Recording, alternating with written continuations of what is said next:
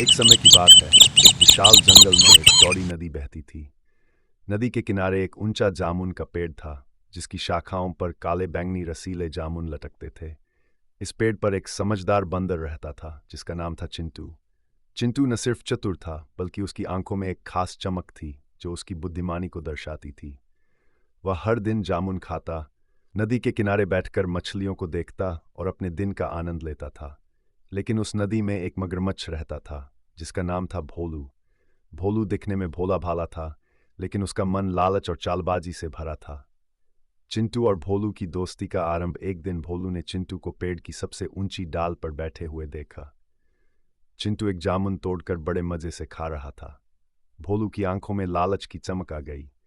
उसने सोचा, अगर मैं इस बंदर से दोस्ती कर लूं, तो मुझे रोज जामुन मिलेंगे। उसने चिंटू को आवाज लगाई, ए बंदर भाई, तुम्हारा नाम क्या है? मैं तुम्हारा दोस्त बनना चाहता हूं। चिंटू ने नीचे देखा और हंसते हुए कहा, मेरा नाम चिंटू है। और तुम कौन हो, नदी के राजा? भोलू ने मुस्कुराते हुए जवाब दिया, मैं भोलू हूं, इस नदी का मगरमच्छ। चलो दोस्ती करते हैं, तुम मुझे जामुन दो और मैं तुम्हें नदी के उस पार की सैर कराऊंगा। चिंटू को भोलू की बातों में कुछ शक हुआ। उसने सोचा, यह पंचतंत्र की कहानी जैसा लग रहा है, जहां चालाकी और धोखा छिपा होता है। फिर भी उसने भोलू को परखने के लिए एक जामुन नीचे फेंक दिया।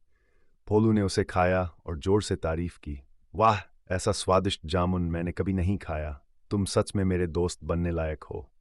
इस तरह उनकी दोस्ती शुरू हुई।